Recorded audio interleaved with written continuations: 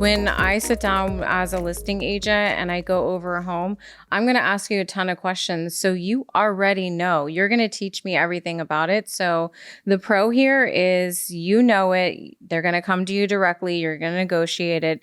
It's going to be direct communication. Correct. Yep. That's going to be the next, pro that's out there. Direct communication instantly. Like, for example, we did an open house and we normally don't have the sellers at the open house. Normally that's our job, but the seller, she's amazing. And she was like, you know what, I'll stay. And I'm like, beautiful. That sounds great. Answer the questions amazingly. I greeted everyone right away. And she was there to help answer any questions when it comes to taxes, because it is overwhelming when you have a bunch of people coming in that want to shake your hands. You don't have time to go over all of the things and benefits and tax deductions and upgrade information with every single person. But having someone that will give a direct communication is very powerful. So that's why we believe that you can sell your own house and have a direct line of communication with buyers. That's powerful. That's something we cannot give you. Right. I think the biggest pro out there is you're going to save commission. You're going to save commission with an agent. Like I said before, with our program, you're going to be able to set your commission structure with the buyer's agent, with the listing agent. We're going to save you money. We're going to be here to hold your hand. We're going to help you through it, but you're going to have to communicate with the buyer. You're going to have direct communication, explain some of these things that we don't know about. But if problems arise, we're here. We can answer them for you. So the second step is you want to make sure to clean the inside of your home and the outside of your home. For the inside of the home, just make sure to declutter everything in your house. So for example, if you have boxes laying around because you're going to move because you want to sell, please put them in a specific part of your house, like in a garage. Don't leave a mess. So if someone's coming into your home to look at it, you want to make it look presentable. You also want to make sure your home smells good. So if if you have candles, light your candles, make sure to have plugins in every area of the home. It just makes it feel good and smell good. And it'll make someone that wants to buy your house want to live in there. So that's very important. Declutter and make it smell good. Yeah, as big as possible. I actually had to have a client move a dresser out of out of the master bedroom because it was clogging it up, and they just couldn't visualize themselves and see the true size of the room. So I think that's a big one. Yeah, less is more. So yeah. Step 3, which is the biggest one that there is on this entire list, you have 4 points to a home. You have your roof, you have your electrical, you have your plumbing, and you have your HVAC. When I list a home, I have all these contractors. They come out, they either take a look at it. The electrical and the plumbing are kind of hard to know. I know what to look for personally, but you could always jump on YouTube and see what the pipes that you're not supposed to have in your home. But for the HVAC, it's a very big thing. Every homeowner or buyer that walks through the home, they're actually going to look at your HVAC system. I have my guy for $250. He comes in, he paints it, he does the servicing, he makes sure that there's no mold and puts a brand new filter in there, and we pass the inspection with flying colors. The roof, you're going to know about the roof. If there is a leak, you have to fix that leak before anyone sees it.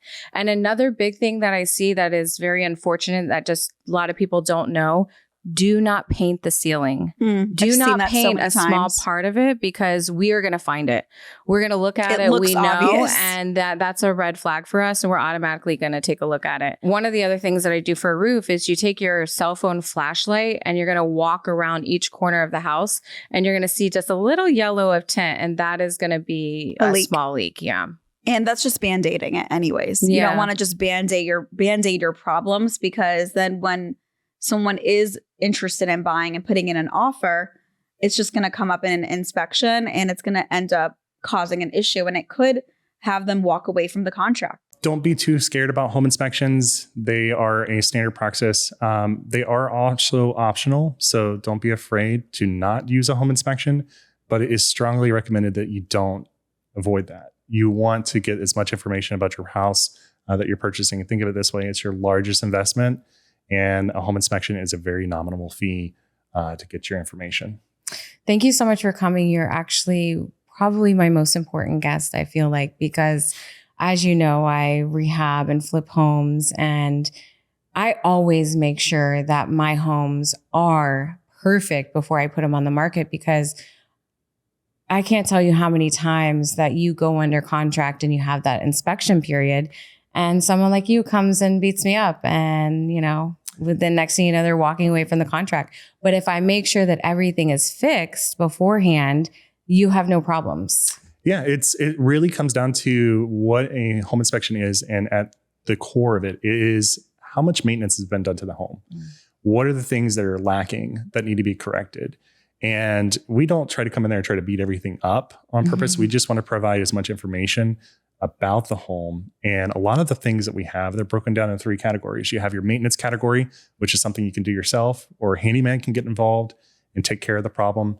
You have a further evaluation category, which is something that is needing a licensed trade, for example, a plumber or electrician to repair. And then you have something that's considered safety. So when we're looking at a home, I'm looking at it the same way I look at my personal home. I'm making sure it's safe for my family. And that's what I want to do for my customers.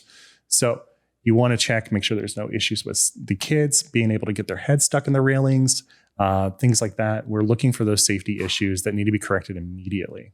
Yeah. So if you're going to list a home, do you suggest a pre-inspection? Yeah, pre-inspections, they're not very common. To be 100% transparent here, I have had 0 pre-listings and I've done almost 640 inspections last year. So I love the concept of a pre-listing inspection. Some markets, they're very common, but here in Orlando, not necessarily. But it is a fantastic tool. Think of it this way. When you go to sell your car, you take it to a mechanic and you want to make sure everything's good. Same thing when you're buying a car.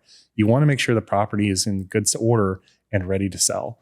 So think of it that way. A pre-listing inspection is a checkup, lets you know, hey, these are some critical things you may need to fix, because what we're going to be looking at is, hey, if you have a bad roof, that needs to be repaired, because they're not going to be able to get a home and purchase it unless it's a cash offer.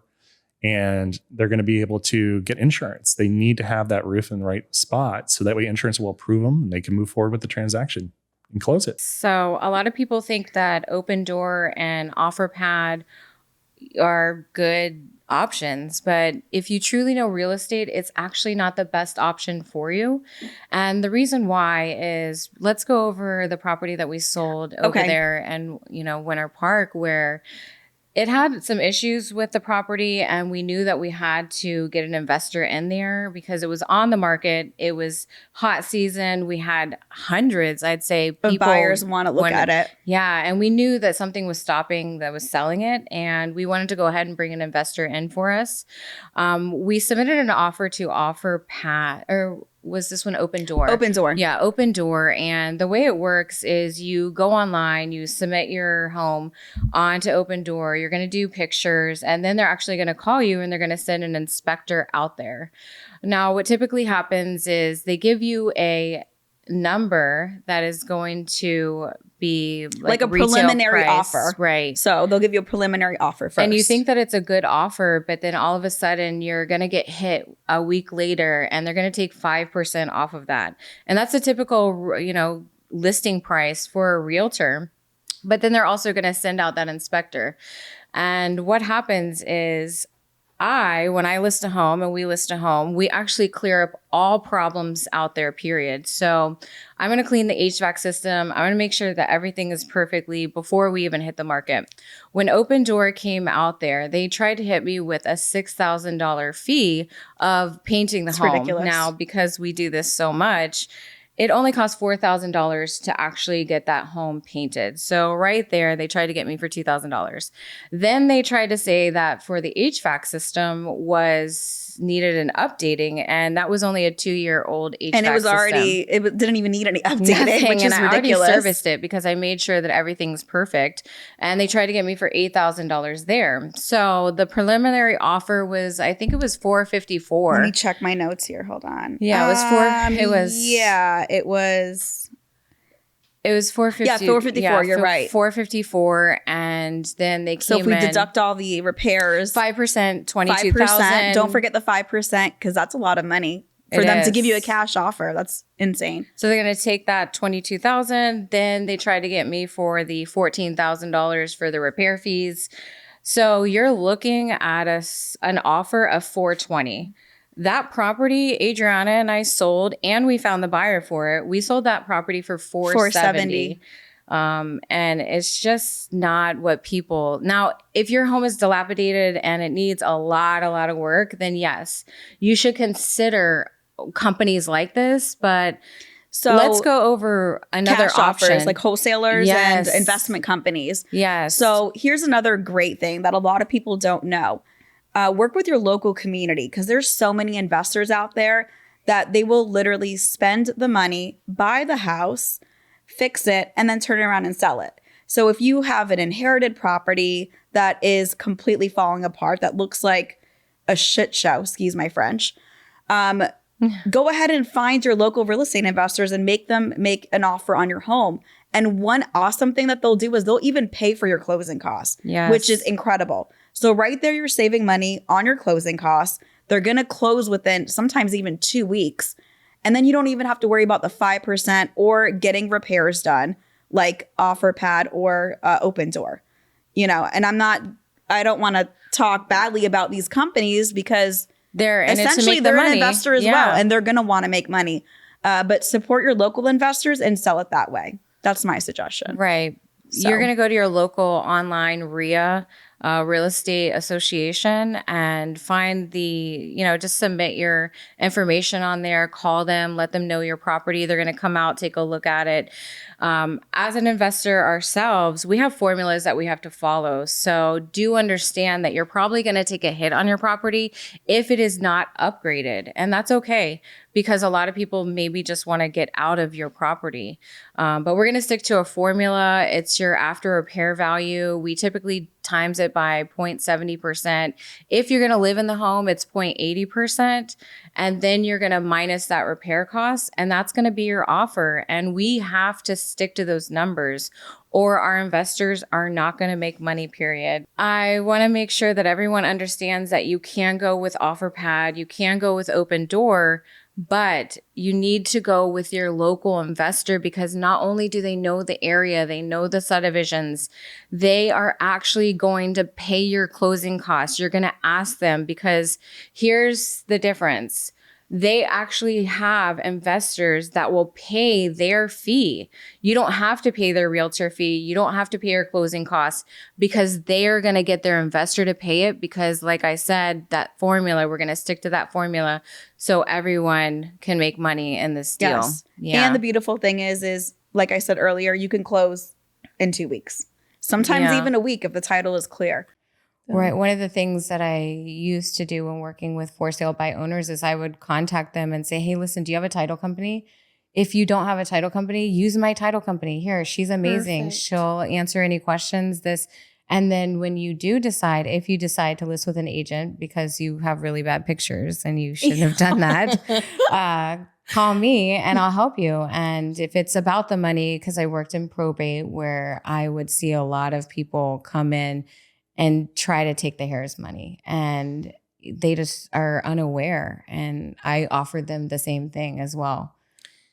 Would you tell me what makes the difference? Okay, I've got questions. Oh, yeah, please. I love it. Tell me what is so detrimental, like to have bad pictures on a listing? Like what is, because I know a lot of for sale by owners don't understand why they can't just take an average picture of their home. What is the negative about not staging and not really presenting your house in the best possible light? Well, when we're in an internet era, the first thing that buyers are going to see are your pictures. And if you don't have top quality pictures, you're not going to get top quality dollar. And I can't tell you how many times I've seen someone like in the mirror try to take the picture. And I'm like, what are you even taking a picture of? That's a mirror. They need that wide angle. And it's facts. If you invest, to me, it's like $200-$300 for a great photographer, which Absolutely. I teach you in my consultation how to find the best photographers. You can find them, invest that little bit of money, because in your long run on your net sheet, you're going to get more money. Excellent. And see, that's the guidance that you're providing, because I have seen for sale by owner pictures they're rough. I'm very rough. I know. Uh, I actually tell them when I'm on the phone, I'm like, hey, you probably shouldn't have a picture of your toilet on there. No one wants to see that. Or the closet Oh, that is yes. crammed. But I'm super honest because I feel like they respect that. Yeah. They might not like it, but they'll like it in the long run. I'm saving you some time. Yeah. And what would you say it's so important for sell by owner now more than ever to get that guidance and to seek that help, for their marketing, for their benefit? I believe that for sale by owners are just uneducated. They think that they know what they're doing because they probably have a really good job, which is why I'm like, hey, you're smart. There's a method to our madness, as you said, strategy. Absolutely. There's a reason why we hit the market a certain way because we give you the most exposure. We do this, which I teach you in in my program. And I know you're very sensitive to how the market changes. How would you say a for sale by owner in our old market and our for sale by owner in our new market differ? Ooh, okay. Yeah. So our old market, you probably didn't even read a realtor at all whatsoever. You could just throw it up with your bad pictures and it was gone anyways. Mm-hmm. But now you definitely have to be more strategic. Obviously, there aren't that many more buyers out there. But it's still the same way. You go and you hit the market the same. Do you think that every title company will help a for sale by owner? I think certainly you will have title companies, attorneys that will help for sale by owners. I think it's going to be about, again, the open communication, being able to explain the documentation that they're going to be going through. It's difficult because, they will work with a title company will work with a for sale by owner, right? Because ultimately that's their job is to close properties. Correct. Totally get it. Yeah. And I've worked really hard for people to create a network of people that will actually help for sale by owners because I get it. I understand. You want to save money. You want to do this and, potentially save $8,000-$10,000. That's a lot of money. Oh, absolutely it is. Yeah. And so finding the title company that will help, I've done all the research. It's on my website. You can find out where to go to, who to speak to. And what's great about it too is that although we are competitive in our fees and we understand people are trying to save money, we do offer a $100 rebate too for those for sale by owners to help them, again, save that cost off that closing fee at the end of the day as well. That's awesome. Yeah. I did not know that. Mm-hmm. That's great. Well, thank you, Brad, for joining us. Do you have anything that you could give the viewers advice on how to pick the right title company, what to do, and what to look for? Absolutely. Well, first off, thank you for having me again. Yeah. But I would say my final piece of advice is do your homework. Understand exactly who you're choosing to work as far as your title company. Understand the communication aspect. Ask those questions. Run those potential net sheets with them. Run the fees. See exactly what you're looking at. Understand where and how are they getting back to you? How quickly are they getting back to you? Because it doesn't need to be a daunting process if you actually have the right team in place to work with you. So if those people are getting you the information that you need, getting you the information that you can understand, and of course, when it comes down to it, of course, at the fees in which that you're kind of looking for too, that's the title company that you're going to want to work with at the end of the day. Right.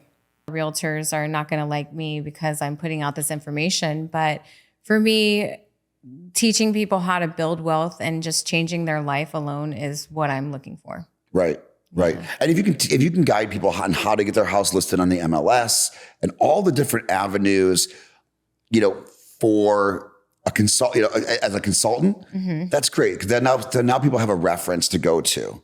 I think a lot of people are just intimidated by the process. Right. And, I know I can sell my house myself, but history tells us you need to have a realtor to do this for you. You don't necessarily need to. Well, the tech companies are coming for us. They are. I know. Absolutely. And so I've decided to go ahead and take this next step of, hey, I'm going to help out the homeowner. And that way I beat the tech companies to them. Right. To go ahead and teach them, give them my knowledge of what I've done. I've been doing this for so long. Right. Exactly. Perfect. So I think it's super important that we let people know that when you go to sell your home on your own, you want to work with the realtors, 100%. buyers, agents, because we're the ones that have the buyers in our CRM system. We have, in our area, I was, telling our friend, I think we have like 110,000 Buyer leads in our actual system because we've been doing this for so long. So when we work with sellers, we actually just kind of narrow it down in our system and said, hey, do we already have a buyer already? So the next thing we want to talk about is unwilling to negotiate. Yes. That's a big one. That is a big one because I've been doing this a long time. I think I'm going on 13 years, and I've saved deals because when I go into any kind of listing, I talk to the other realtor, I talk to the homeowners, I let them know like, hey, everything is fixable. We can fix anything, negotiate anything. We have one goal here, which is either to sell your home or my buyers to buy your home. And if we come in with a good attitude, then anything can be fixed. Absolutely. You shouldn't come in and just all of a sudden say, I'm not fixing anything. That's not the right attitude to have. You have to compromise something. You have to get it sold that way. We're kind of dealing with that issue right now with one of our one of our buyers, and bless her heart, she wants it's a for sale by owner. We're working with them. We're bringing the buyer. I'm not upset that he wants to save all this money, but he also doesn't want to fix anything either. And some of these things are super important, and make sure that you listen to our inspection podcast, because we're going to go over the fears, what inspections are, what's reasonable, what's unreasonable, to actually learn how to fix. But yeah, please be negotiable. Have a good attitude. Everything is fixable. Everything. Yeah. And again, the end goal is to get your property sold. So negotiate till you get that buyer.